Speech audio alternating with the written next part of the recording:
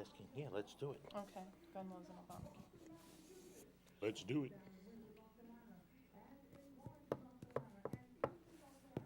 But yeah, most people do not know gun control is embedded in racism. That's where it came from.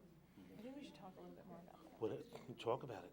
Talk about it. A lot of people don't know that. Because this is an important place If, to be if, talking about. if all the minorities in this state rose up and got their firearms ID card, our politicians would be scared shit.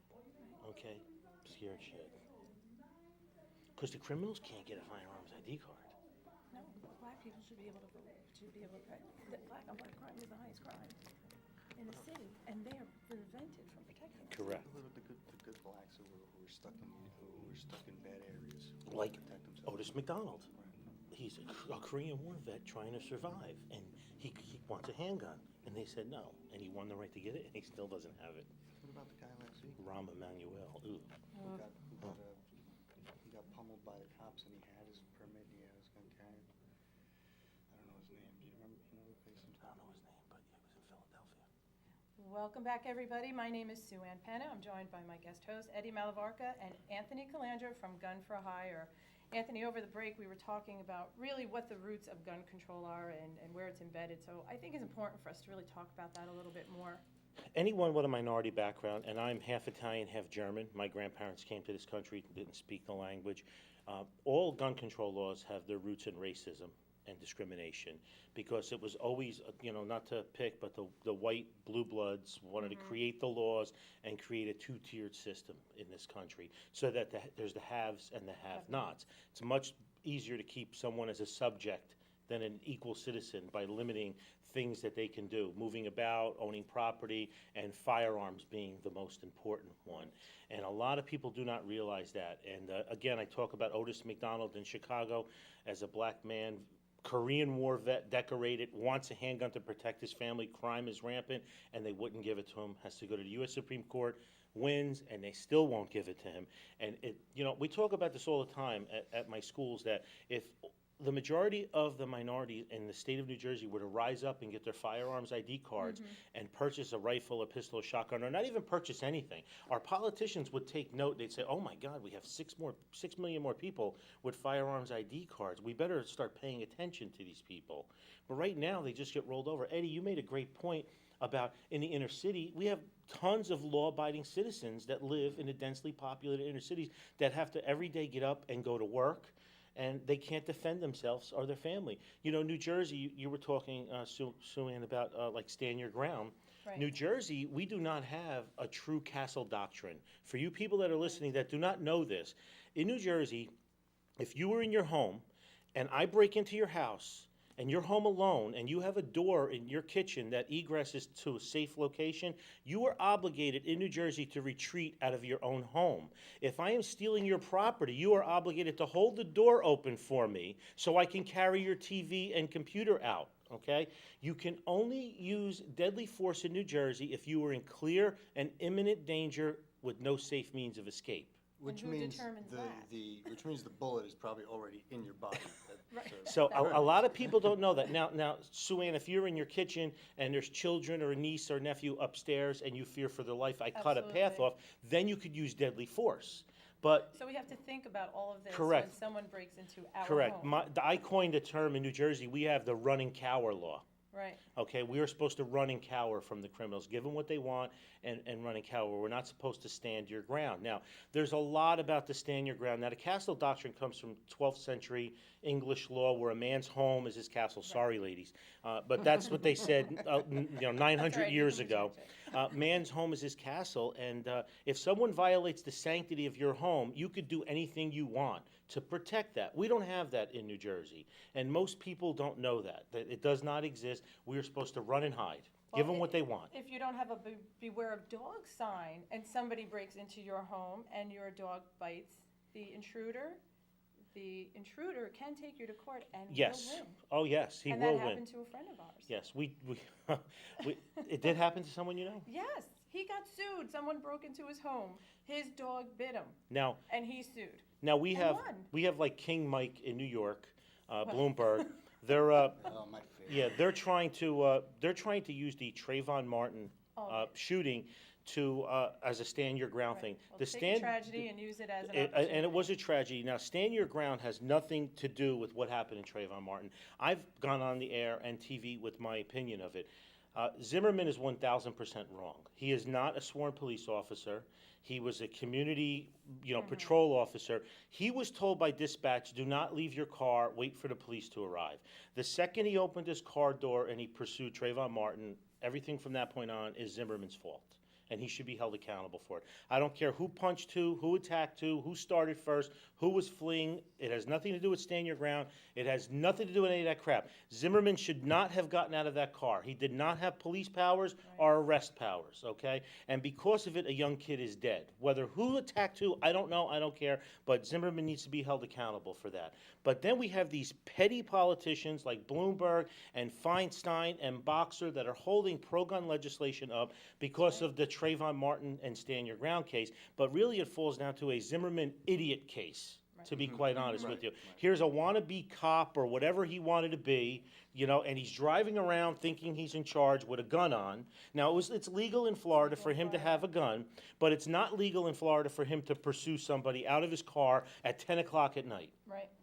So the law itself, though, the stand your ground law, they're trying to even blame the law. The law worked. He didn't abide by the law. He didn't do It what has nothing was to do called with, for. stand Right. your ground would have been you walking down the street in Florida with your girlfriend, and I pull a knife and ask you for your money, and I'm taking your girlfriend. Right. Okay, and you can stand your ground. You do not have to back up from that point. You can use equal or greater force at that moment. That's the true definition of a stand your So ground law. that's when you are threatened. Correct. Not you going after someone that you Correct. think may be threatened. Correct. That was not his job. Right. So that's wash. He shouldn't be out of bail. He should be waiting, sweating in a prison cell right now, and waiting for his And sentence. So. Bloomberg runs off and uses that to basically take big gulps away, which I don't understand.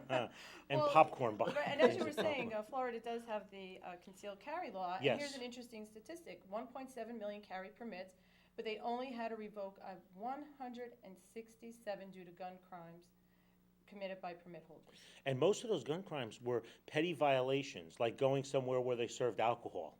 Right, It where you're wasn't not allowed people. to Yeah, carry. it wasn't people brandishing guns. No, And because a- guns and alcohol do not go together. No. And a lot of people don't realize Florida was the first state in 1986 they started issuing carry permits for the citizens because of the rise in crime.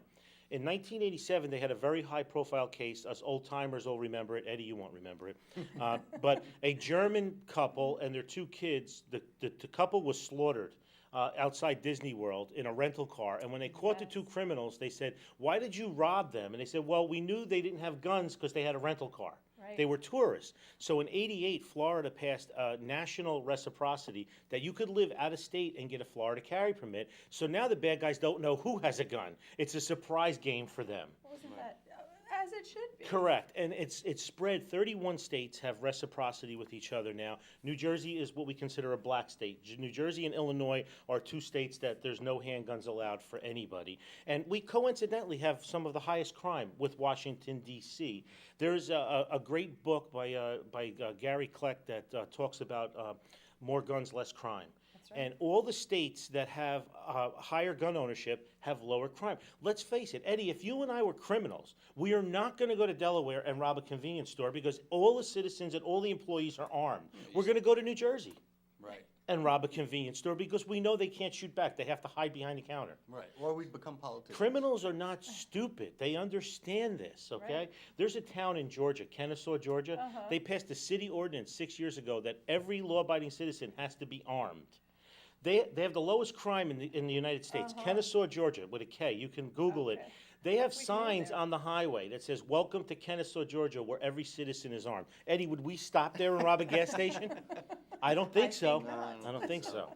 It makes for a lot more polite people, doesn't it? An I armed heard you say society that is a once. polite It's a society. Yes, I society. say that a lot. Right. Well, the Republican National Convention is going to be held in Tampa. And there was a push to get rid of the concealed carry laws during that time. They felt that too many conservatives having guns in one place may be a problem. But what's the problem with that? I go to the NRA convention every year. This year, it was in Louisville, Kentucky, no, St. Louis, Missouri, and there was 85,000 people at the convention, and we were all armed, okay? I was in a restaurant, and I said to this young waiter, I said, "So, how did you like the NRA being here this week?" He goes, "Well, we all felt a lot safer." That's that what the amazing? waiter said to me, because there was no blood in the street. When Florida passed their carry law and then Texas followed suit, all of the anti-gunners said it was going to be blood in the streets. It was going to be the old west where, me and Eddie were shooting at each other in a parking lot over a parking space or Right. something. It doesn't happen that way. No. People have to go Nobody through wants to mental use health it. background checks, character references, fingerprints. Only criminals have guns because they've acquired them legally. Law-abiding citizens go through a huge That's right. process to purchase and buy guns and own guns. You have one problem, a drunken disorderly, a domestic. Eddie, if you said to your girl, "I'm gonna beat you up," and she called the police and said that, they take every one of your guns and lock them up. Yes. And you do not get them back until you go to court and prove that it was not a problem. We have. Someone had them melted down in Belleville before the case even came up. Oh, they'll do that. They'll destroy guns before the case. And that's There's, thousands and that's horrible. thousands. That's illegal, by the way. Right, Guilty until proven that's right. otherwise. They mistakenly Yes. got melted down. In New Jersey, we are known as law-abiding criminals, Right, okay? Because we're all criminals in New Jersey, because our gun laws are so restrictive, just like New York. So many, and California and Right. Massachusetts. Those are like the worst but states. I mean, just imagine, what is the message that they're trying to say about how, people at the Republican National Convention cannot, if you are within that area, you cannot have. They're trying to your paint the weapon. template that, they're setting up this painting of, it's the stereotype that they Right. want to create. If you are somewhat patriotic, I mean, look, The what did, Bible-holding, Napolitano- gun-slinging, unhinged. Yeah, clinging Homeland to our- Security basically has put us on somewhat, if you're patriotic or Tea Party, you're Yes, somewhat we're on of a a. terrorist You're list. basically a terrorist. Not the This is the actual painting that terrorist. they're trying to portray, because it fits their template and where they want to go. Right. And this Well- is where they want to go, it's obvious. And thankfully, that did get struck down. The argument was, we're all law-abiding citizens. We have concealed carry because we have the proper licensing to have concealed carry. So what are you saying? Suddenly, we're gonna be in this, and then a large group of people always being a group of sitting ducks and easy targets, which I do wanna talk about how those instances are used to promote the gun control laws. You got and it. how many deaths occur because nobody was there to protect anybody. Correct. Are we coming up on I think we're coming up on a break. Okay, maybe. so let's hold that thought and we'll be right back. Please stay with us. Thank you. I get to read my commercial again. Nice. Until we get some real ones. You will. Yeah. Thank you for listening to Common Sense, a production of Citizens for Limited Government, a nonprofit 501c3 educational organization, as we bring you the limited government free market solutions to today's problems. Common Sense is a listener-supported radio program that depends upon your donations to continue sharing our common message. With your support and partnership, we can continue to make an impact. You can make a difference by supporting our effort to bring this message to the airways so we can reach even more people. If you like what you're hearing today and would like to support our program, please contact me at suann.penna@yahoo.com to learn about our donation options. All donations are tax deductible as allowed by law and are used to support the radio program. Your contribution on a monthly or one-time basis is greatly appreciated, and every gift is important. You can continue to join the conversation by